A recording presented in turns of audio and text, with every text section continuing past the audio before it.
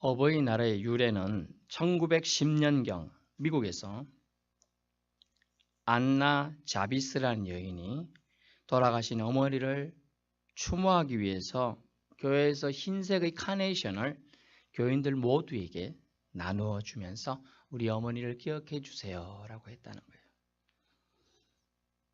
그래서 그것을 미국에서 좋은 제도다 이래가지고 미국에서는 1914년 5월 둘째 주 일요일에 이제 그것을 시행하게 됐어요. 우리나라는요, 먼저 어머니 날로 지정되었습니다. 1956년 5월 8일 어머니 날. 그래서 어머니 날 이러니까 아버지들이 섭섭했대요. 그래서 1973년경에 3월 30일 날 이제 어버이날로 하자. 그래서 어머니 날, 아버지 날 하는 게 발음이 좀 안 좋으니까 어버이날로 지정했습니다. 그러면서 그때부터 빨간 카네이션은 건강한 어머니, 즉 살아계신 어머니에게, 흰색은 돌아가신 어머니를 기념하는 의미로 카네이션을 증정하게 되었습니다. 우리나라에서 이 어버이날 이런 지정한 의도는 물론 경로 효친 사상에 근거합니다. 근데 이 경로 효친 사상을 우리가 초등학교 이래로 계속 공부를 해왔을 때는 유교에서 나온 거다 이렇게 생각하지만 성경에 분명히 다 기록이 되어 있습니다. 그래서 그것을 기념하면서 하나님께서 경로 효친 사상이 어떤가에 대해서 얘기를 우리에게 들려주시고자 하는 겁니다. 그래서 성도에게 효란 어떤 것인가, 신자의 효행에 대해서 생각해 보고자 하는 것이죠. 요즘 효라는 말 자체가 참 부담이 된다고 합니다. 부담이. 사실 효라는 한자어는요, 여러분이 한자를 배우신 적이 있으실 수도 있고 없을 수도 있는데 제가 말씀드리면 크게 두 가지 해고 나누는데요. 효도 효자가 원래는 늙을 노자 더하기 아들자입니다. 그래서 늙은 부모를 아들이 부양한다. 제가 여기 전도하다 보니까 어떤 어머니는 아들 사랑이 극진하시더라고요. 딸은 필요 없어. 그런데 아들은 한 번도 집에 안 온대. 딸만 와가지고 와서 자기를 봉양한다 그래요. 아들이 옛날에는 부양을 했기 때문에 그렇죠. 왜냐하면 딸은 그때 출가 외인이란 말 때문에 거의 요즘엔 자주 출입합니다만 예전에 몇십 년 만에 한 번 고향에 간 적도 있고 이랬답니다. 30년 만에 간 사람도 있고 이러니까 거의 이걸 볼 수가 없는 거죠. 그래서 이 효라는 단어가 참 씁쓸해졌지 않느냐 그런 생각이 듭니다. 성경 말씀 효에 대해서 어떻게 말씀해 주시고자 했습니까? 첫 번째는 이 효가 의무라고 말씀해 주고 있어요. 의무. 1절 보시면 자녀들아 주 안에서 너희 부모에게 순종하라. 이것이 옳으니라. 옳다는 말이 뭡니까? 의무라는 얘기예요. 의무. 합당하단 말인데 영어로는 right란 단어인데 오른쪽이다. 성경에서 사용하는 오른쪽은 좋다는 뜻, 옳다는 뜻, 바르다는 뜻이에요. 왼쪽에는 나쁘다, 악하다, 그르다 하는 뜻이에요.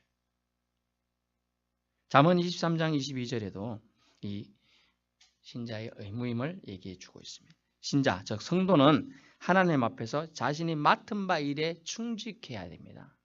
맡은 바 일에. 그 충직이 뭡니까? 하나님 주신 말씀이나 계명이나 율례와 법도를 지키려고 노력하고 지켜야 하는 것이죠. 오늘 본문에 바울은 이것이 약속이 있다고 하면서 첫 계명이라 말합니다. 부모의 외적 조건과 무관하게 부모이기 때문에 마땅히 예우하여야 함은 당연하다 하겠습니다. 그 방법으로 오늘 제시한 6장 1절에는 순종하라는 것이죠. 순종하라. 근데 자세히 살펴보면 우리가 이것을 순종한다. 저도 예전에 많이 이 부분이 충돌했는데요. 자세히 살펴보아야 됩니다. 성경은 근성으로 본다든가 자기가 필요에 의해서 말씀을 보면 잘 이해하지 못할 때가 있어요. 뭐냐면 주 안에서란 단어를 꼭 그 앞에 넣어야 한다는 거죠. In Christ예요. 주 안에서. 무슨 말입니까? 자녀들아 주님 안에서 너희 부모에게 순종하라는 얘기죠. 교회 가지 말라는 부모님 말씀에 순종해야 돼요? 안 해야 돼요? 안 해야 되죠. 그래서 주님 안에서란 말이 필요한 겁니다. 주 안에서와 대립되는 갈등 상황이 생기죠. 분명히 말했습니다. 마태복음 24장 이후에는 말세의 징조들에 쭉 얘기해주고 있는데요. 그때는 자녀가 자녀를, 자녀가 부모를, 부모가 자녀를 대적할 것이요. 근데 주님 안에서란 말이 사실 들어가기 때문에 그런 일이 생기죠. 아니면 그냥 순종하면 되거든요. 교회 가지 말, 예, 알겠습니다. 안 가겠습니다. 이러면 됩니다. 하지만 더 큰 부모이신 하나님 아버지의 말씀을 거역하게 되죠. 예. 더 큰 하나님 아버지 말씀 우리는 들어야 되죠. 그래서 충돌이 됩니다. 그런데 성경은 친절하게도 주 안에서 너희 부모에게 순종하라 말씀하면서 이런 갈등 상황에 말씀을 우선시해야 함을 알려주고 있습니다. 그러면서 이때 말씀의 거울에 비추어서 주 안에서는 결국 교회에 가야 한다라는 거죠. 그런 경우 아닌 경우는 어떻게 하죠? 무조건 부모님에게 순종해야 돼요. 이 순종 훈련을 위해서 우리가 어릴 때부터 부모들이 열심히 여러분에게 저에게 시킨 게 있어요. 뭡니까? 심부름 시키잖아요. 심부름. 순종 훈련이거든요. 그거. 순종 훈련이. 말씀은 뭐라고 분명히 말합니까? 부모님께 순종하라. 이것이 의무이며 옳다고 말씀하고 있습니다. 사무엘상 15장 22절 23절에는요. 순종이 제사보다 낫다라고 말하고 있어요. 제사. 순종은 내용이라면 제사는 형식입니다. 그러므로 내용이 중요하죠. 제사는 번지르르하게 잘 드리지만 거기에 순종하고자 마음이 없는 제사는 필요가 없다는 뜻이에요. 주님은 심지어 그런 제사를 역겹다, 토하고 싶다 이렇게 말할 정도예요.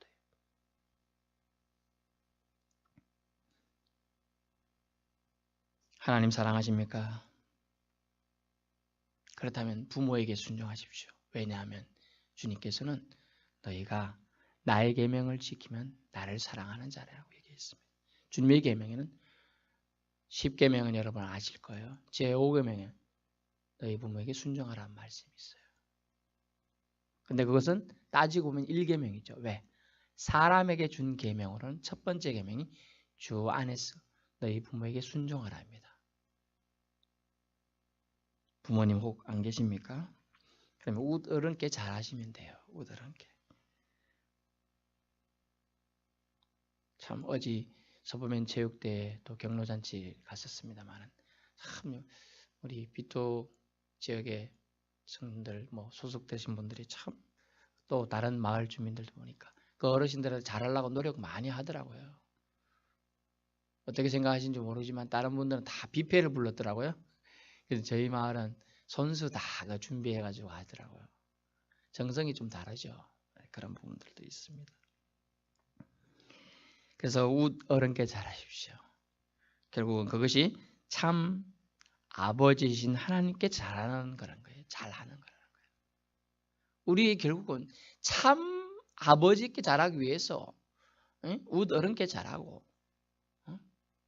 부모님 생존에 계시면서 부모님께 잘해야 한다는 거예요. 두 번째는 뭐냐 하면 성경은 효에 대해서 이렇게 말합니다. 공경하십시오. 2절 말씀. 네 아버지와 어머니를 공경하라. 이것은 약속 있는 첫 계명이니. 그래서 저는 지난주에 먼저 다녀왔습니다. 가가지고 인사하고 이렇게 하다 왔는데요. 그래도 안 간 것보다 낫죠. 몇 달 만에 가니까요. 예. 근데 저는 이 단어를 저는 무심코 읽었습니다. 네 아버지와 어머니를 공경하라. 근데 요즘 애들은요. 이걸 이렇게 읽더라고. 네 아버지와 어머니를 공격하라. 그래서 제가 깜짝 놀랐어요. 참 요즘 애들은 이런 거 성경도 지들 마음대로 읽는구나. 그러면서 장난을 치는 거예요. 아, 그게 아니다. 공경하라. 이 공경하라는 단어는 뭡니까? 공손히 섬겨라. 공손히. 이 공손히 섬기는 게 정말 섬기긴 섬기는데 억지로 하면 뭐가 나타나죠? 공손하지가 않아요. 불손해요. 그래서 그분이 참 힘듭니다. 상대방에게 존경심을 가지고 예의를 갖춘다. 이게 성경적이고 또 국어사전에 나오는 단어예요. 공경이라는 단어가. 상대방에게 존경심을 가지고 예의를 갖춘다. 제가 이제 가끔 영화를 보면 이 어깨들이 90도 딱 인사하면서 막 하는데 정말 존경해서 그러는 건지 의문이 듭니다. 그러나 어떤 분은 보면 정말 인자한 그 스승이나 부모님한테는 정말 잘하는 분들이 있어요. 차이가 엄청나게 많아요. 이 공손함. 참 공경은 그렇다는 거죠. 공손하게 대한다는 것은 점점 어려워지고 있는 세대에 예전 같으면 우더른이 지나가고 있는데 만약 청년이나 좀 어린 분들이 담배를 피우고 있으면 어떻겠죠? 숨었습니다. 숨든지 돌리든지 이렇게 이렇게 요즘에는요 심지어 10대들도 지나가서 막 이렇게 핍니다. 담배 피우고. 옛날에는요 어디 어른 앞에 담배 피노 이러면 뭐 이렇게 죄송한 눈치라도 줬어요. 요즘에는요 잘못하면 맞아요. 절대로 그런 말 하면 안 돼요. 저도 못 모를 때 대학 때 이제 대학 마치고 신림동 서울 가가지고 고시 공부하고 애들이 담배를 피우고 있는 거예요. 그래서 막 기분이 상해. 니들 뭐 담배 피우고 있냐. 그때만 해도 애들이 좀 30년 전이잖아요. 이렇게 좀 아저씨가 뭔데 그래요. 이렇게 하면서 그냥 가더라고요. 요즘에 그러다 보면 큰일 납니다. 그만큼 세상이 이상해지죠. 또 어른이 뭐라고 충고하면요. 잘 새겨 들었어요. 그런데 지금은 절대로 그렇지 않는다는 거죠. 왜 이렇게 됐냐면요. 자식이 너무 귀한 시대가 되다 보니까 부모는 희생이라도 자식을 잘 키우고 싶지만 그 잘 키우고 싶은 부모의 마음을 자녀들이 잘못 역이용해가지고 부모만 고생하게끔 한다는 거죠. 그게 안타까움이에요. 그래서 미국에서 교육부 장관이 지난번에 말했던 것 같아요. 2년 전인가 말했던 것 같아요. 이제 미국의 교육도 끝났다. 다만 남아있는 교육은 주일학교 교육이라는 거예요. 교회에서 교육을 잘하지 않으면 이제 미국의 미래도 끝이 나갈 거다라는 거죠. 그런 것처럼 우리나라도 지금 교육계의 그것이 무너진 지 오래됐습니다. 위계질서라든가 선생님의 파워 이런 거 전혀 이제 없죠. 뭐라고 합니까 애들이? 학원 선생보다 못하다 이렇게 얘기해요. 그리고 월급쟁이 선생님이 왜 나한테 뭐라 하지? 이렇게 얘기한다는 거예요. 공경하지 않는 세대가 되어가고 있어요. 심지어 요즘은 부모를 공경하라 이래서 하는데 부모를 무시하기까지 하죠. 부모는 어렵게 삭바느질하고 남을 팔아서 교육을 시켰지만 부모를 무시한다. 이런 풍토는 시대의 흐름이라는 미명하에 묵인되고 있는지도 모릅니다. 그러나 교회에서는 그것을 강조해야 돼요. 교회마저 그것을 놓아버린다면 이제 한국에도 희망이 없는 시대가 될 거라는 거죠. 심지어 신약시대에 예수님 당시에도 이런 게 있었습니다. 고르반이라는 제도 들어보신 적 있을 거예요. 고르반은 제도하에 부모 경경이 뒷전하고 이건 하나님께 드림이 되었어요. 이러면 부모님은 지금 굶고 계시는데 하나님께 드렸다는 이유로 사람들이 뭐라고 안 하는 거예요. 그걸 이용해서 하나님께 드리는 거예요 하고 다 자기 배만 채우더라는 거예요. 자녀가. 예수님 당시에도 이런 게 있었습니다. 부모 공경 뒷전을 몰고 하나님을 우선시하는 것처럼 섬기는 것처럼 포장해 있는 가짜의 위선의 섬김이라는 거죠. 예수님 당시에도 부모 공경은 어려웠음을 알 수가 있죠. 그러면 어떻게 우리는 부모님을 공경할 수 있습니까? 그것은 이건 하나에 포함되어 있습니다. 최고의 공경은 뭘까요? 그것은요. 따라해 보세요. 자랑. 자랑에 있어요. 자랑. 진정으로 공경하신다면 자랑합니다. 부모님을 자랑한다는 거죠. 우리 엄마가 아빠가 최고라고 말하는 유치원 아이들이 철부지 같은 말들이 정말 자랑할 게 있기 때문에 하는 거예요.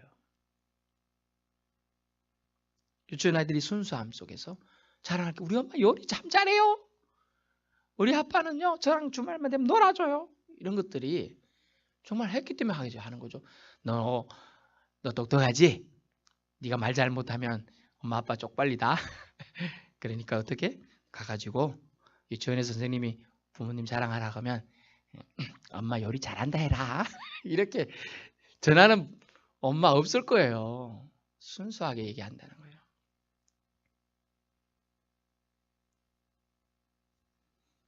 자랑해야 한다. 이 우리의 자랑에 부모님의 자랑이 포함되어 있다. 부모님에 대한 자랑이 포함되어 있는지를 우리는 생각해 봐야 한다는 거죠. 아닌가요? 부모님 안 계십니까? 걱정하지 마십시오. 울지 마십시오. 제가 우리에게는 전혀 변하지 않으시고 무소부재하시며 항상 사랑의 눈길로 바라봐 주시는 영존하시는 아버지가 계시지 않습니까? 바로 지존하신 하나님 아버지입니다. 하나님 아버지를 그저 아빠 아버지라 부르면서 자랑하십시오. 아멘. 아바 아버지, 아바 아버지, 나를 지키시고 인도하시는 아버지, 또 사랑하시는 아버지, 아빠 아버지. 부모님 안 계시고 슬프십니까? 아빠 아버지를 부르실 수 있기 바랍니다. 아빠 아버지를 자랑하실 수 있기 바랍니다. 아빠라 부를 수 있는 대상이 있다는 건 얼마나 좋은지 몰라요. 친근하잖아요. 저는 이날 때까지 아버지 보고 아빠라고 부른 적이 없습니다. 왠지 어렵고 힘들어요. 이제 팔순이 다 돼 가셨는데 팔순이 내년이시구나. 그거 참 힘들잖아요. 거리감이 있다는 뜻이에요. 사실은 그런 말 못한다는 거리감. 우리가 하나님은 안 보이지만 지금 우리가 여기서 기도하면 내 기전을 대고 귀를 기울이고 듣고 계신다는 거예요. 그러면 우리는 하나님 아빠를 부르시고 자랑하실 수 있기 바랍니다. 이것이 자녀된 우리 신자의 최대 공경이라는 거죠. 할렐루야. 송축하라. 하나님 아버지를 송축하십시오. 자랑하십시오.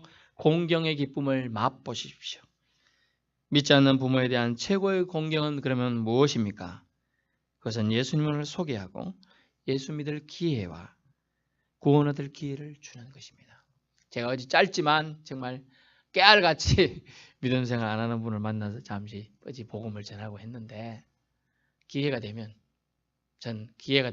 이 단어도 참 부끄럽습니다. 성경은 분명히 때를 얻든지 못 얻든지 복음을 전파하라 했습니다. 그래서 어제 그 자리에서 몇 명한테 복음을 전하고 그랬었긴 했는데요. 예수 믿을 기회를 주는 게 최고의 공경이라는 거죠. 최고의 공경. 마지막으로 성경 말씀 효에 대해서 어떻게 말하냐면요. 효를 다하면 축복해 주시겠다는 거예요. 아멘. 대단합니다. 어떤 축복 주시냐면요. 잘 되는 축복 준다. 잘 되는 축복. 장수의 축복 준다. 장수의 축복. 본문 이렇게 나옵니다. 3절. 이로써 네가 잘 되고 땅에서 장수하리라. 아멘. 어떤 사람은 어떤 일 하면 할 대로 그 일이 엎어지고 잘 안 되는 사람이 있어요. 너무나 답답해요. 저는 이제 목회자의 길을 간 지가 좀 되니까 그게 보입니다. 왜 저 사람은 복을 못 받고 있지? 그러면 보여요. 그런데 이유가 있어요. 살펴보면. 하나님께 잘하는 기본이 부모에게 잘하든지 우더령에게 잘하든지 이런 원리들이 있는데 그것을 좀 소홀히 하는 분이 있어요. 무시하는 것이 있어요. 그러면 주님은 저것은 나를 기쁘게 하지 않는다는 걸 주님 말씀하시고 계시는 거예요. 그래서 잘되는 축복, 여러분 잘되는 축복이 뭐예요? 만사형통이잖아요. 만사형통. 근데 성경 구약에 보면 여러분 요셉을 아십니까? 요셉은 어떻게 합니까? 하나님이 함께 하셨더라. 하나님이 함께 하심으로 뭐가 되었더라. 하나님이 함께 하심으로 바로의 신임을 얻었더라. 이런 표현들이 나와요. 다니엘에서도 나오지만 하나님이 함께 해주시지 않으면 잘 될 수가 없다는 거예요. 하나님이 함께 해주셔야 돼요. 그러므로 특에도 함께 해주시는 우리가 특에도 아이스크림 먹을 때마다 저는 그걸 나가도 돼요. 아이스크림 이만한 크잖아요. 먹으면서 특에도 참 이름 잘 짓구나. 함께 먹지. 혼자 먹기엔 너무 양이 많아요. 함께 먹으면서 하나님이 주님이 나와 함께 하시면 내가 잘 안 될 수 있나요? 나는 부족해요. 못해요. 하지만 하나님은 강하시고 파워가 넘치시고 모든 걸 하실 수 있는 줄 믿습니다. 그러면 주님이 함께 하시니까 잘 될 수밖에 없죠. 예, 잘 되는 자는 이유가 있는 겁니다. 잘 되는 자. 다 하나님이 함께 해주셨다. 결국은 혀를 다하면 축복해 주겠다는 얘기는 하나님이 너와 함께 해주겠다라는 얘기입니다. 여러분과 함께 해주시는 하나님 만나고 싶습니까? 그럼 혀를 다하라는 거죠. 결국 평강이 넘치는 생활을 보장해 주겠다라는 것입니다. 결론입니다. 효란 구닥다리 사상이 아니에요. 하나님께서 주신 계명의 1계명이었습니다. 물론 인간 사이에서는 나오면 첫 번째 계명이 말하는 거죠. 물론 주신 10계명에서는 다섯 번째 순서입니다만 출애굽기 20장 1절 17절에 자세히 나옵니다. 언제부터인지 모르지만 10계명은 모세 시대에 주신 계명일 뿐이야 라고 사람들이 너무 가볍게 생각합니다. 그런데 계명의 근원은 뭡니까? 히브리어 근원은요, 무겁다라는 단어예요. 무겁다. 이 계명이란 말은 원래 무겁다라는 단어에서 왔어요. 지키기가 힘들구나. 그런데 지키면 축복입니다. 여러분, 지키면 축복인 줄 믿습니다. 그래서 성경은 말씀합니다. 가볍게 생각할 것이 아니야. 네 마음을 무겁게 짓누르란 뜻이 아니야. 지키면 너에게 축복이 있다는 뜻이야 라고 말씀해 주고 있어요. 하나님께서 직접 주신 계명임을 잊지 마시길 바랍니다. 혀를 실천하면 기대치 않은 장수의 복과 형통의 복도 덤으로 주시겠다고 말하고 있는 거예요. 어렵기 때문에 이런 축복까지, 힘들기 때문에 이런 축복까지 더 주시겠다고 하신 것입니다. 쉽게 얻은 것은 여러분 쉽게 없어집니다. 우리가 효를 다하면 우리 자녀들도 효를 잘 할 것입니다. 모범을 보이신 예수님처럼 죽기까지 순종의 모습, 우리도 순종의 모습으로 부모님께 섬김을 다합시다. 여러분 아실 거예요. 옛날 말도 안 되는 얘기지만 또 말씀드리면요. 어느 날 자기 부친이 너무 연로했습니다. 거동도 불가능했습니다.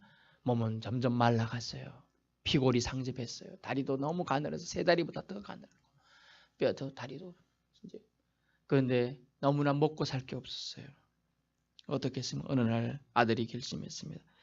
아버지 저 산에 우리 구경 갑시다 하고 지게에 지고 아버지를 지고 갔습니다. 그런데 그렇게 둘이 갔으면 되는데 또 아버지를 따라다니기 좋아하는 아들이죠. 즉 손주도 같이 갔어요. 그러면서 가면서 돌아오는 길을 잊지 않겠어 표시를 하고 갑니다. 톡톡톡 갔습니다. 그래서 아버지를 눈물을 머금고 내려두고 산골짜기에서 돌아오려고 합니다. 근데 아버지는 아들 걱정해서 조심히 내려가라 이렇게 얘기합니다. 그리고 지게를 버려두고 가려고 합니다. 근데 손주가 자기 아들이죠. 아버지 저 지게 가져가야지요. 왜? 필요 없잖아. 이렇게. 뭔 소리예요? 아버지가 늙으시면 제가 다시 지고 와야 되거든요. 이렇게 얘기했다는 거예요. 그러자 아들이 통탄하며 베개의 눈물을 철철 흘리며 아버지 잘못했습니다. 잘못했습니다 하면서 다시 업고 지게 지고 내려왔다는 거죠. 옛날에 이런 아픔절이 얘기가 그냥 얘기는 아닌 거예요. 사실은 다 있었기 때문에 한 거예요. 부모님 우리를 그저 사랑하시고 하나님도 우리 그저 사랑해 주시지만 자녀들은 그걸 모릅니다. 사실은 우리가 하나님을 더욱 사랑해야 하듯 우더런과 계신 부모님에게 잘해야 합니다. 우리의 순종 결국 부모님에게서 평강의 마음을 선물해 주는 게 아니겠습니까? 공짜가 없으신 우리 하나님은 좋은 것으로 분명히 우리를 축복해 주신다고 하셨습니다.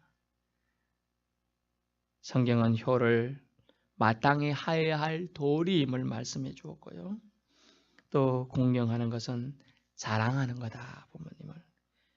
가끔 어느 연세드신 분 만나는데 우리 부모님 나에게 참 잘했다. 자신은 못 먹으면서도 나 정말 학교 반찬 학교 도시락 싸줄 때 참 뭐 하나 주려고 그렇게 해줬다. 이런 얘기를 들을 때 부모님 세대들 정말 헌신과 노력으로 하셨구나 생각이 듭니다. 정말 공경하는 건 부모님을 부끄럽지 않게 여기는 게 아닐까요? 어느 존경하는 목사님이 자기 어머니에 대한 얘기를 할 때 눈물을 흘리시더라고요. 자기 어렵게 살아가지고 집안이 또 아버지가 일찍 돌아가셨어요. 술 먹고 돌아오시다가 사고 나서 돌아가셨는데 엄마가 모질게 힘들게 키웠는데 어느 날 엄마가 학교에 오신 거죠. 근데 창피하니까 우리 어머니가 말하기 싫었다는 거예요. 미국에서 학교 다닐 때 얘기입니다.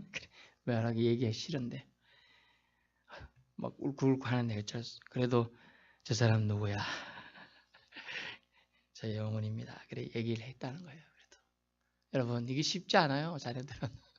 자녀들은 다른 걸 생각하거든요. 부모는 자기 자식만 보이지만 자녀는 부모만 보이지가 않아요. 공경하는 것은 부모님을 부끄럽게 여기지 않는 거예요. 배움은 짧죠. 부모님이 대부분 짧아요. 또 하지만 기력도 약해요.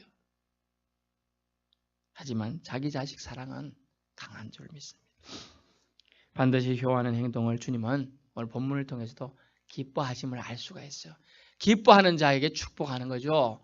좋지 못한 자에게 용돈 안 줍니다. 기뻐하는 자에게 축복하는 거예요. 잘 되거라 라고 말해주고 잘 되게 해주겠다 약속하는 거예요.